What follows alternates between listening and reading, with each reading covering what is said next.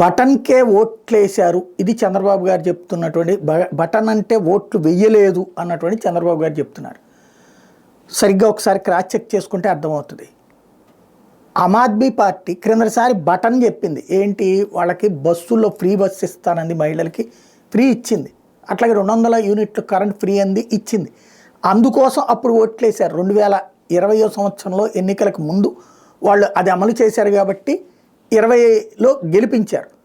ఈ దఫా వచ్చేటప్పటికి కరెక్ట్గా నెల ముందు ఒక పథకం చెప్పింది. ఏదైతే ఛత్తీస్గఢ్, మధ్యప్రదేశ్, రాజస్థాన్ లాంటి చోట్ల భారతీయ జనతా పార్టీ మహిళలకి లాడ్లీ యోజన అని ఇంకొకటని పేర్లు చెప్పి డబ్బులు ఇస్తున్నారో అట్లాగా తాము ఇస్తామని చెప్పింది. కాకపోతే అధికారంలో ఉన్నటువంటి వాడు లాస్ట్ నెలలో ఇస్తానంటే జనం ఎట్ట నమ్ముతారు?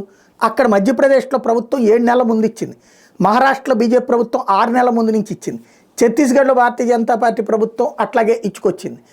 కాబట్టి అక్కడ ప్రజలు నమ్మారు.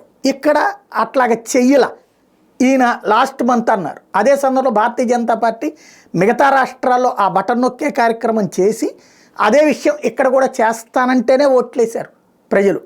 అంటే సంక్షేమం ఇస్తానన్న బీజేపీకి ఓటేశారు. 21,000 రూపాయలు గర్భిణికి, అట్లాగే ప్రతి మహిళకి 2,100 రూపాయలు చొప్పున ఇస్తానంటే ఓట్లేశారు, ఇయ్యనంటే కాదు. సరిగ్గా క్రాస్ చెక్ చేసుకుంటే బెటర్.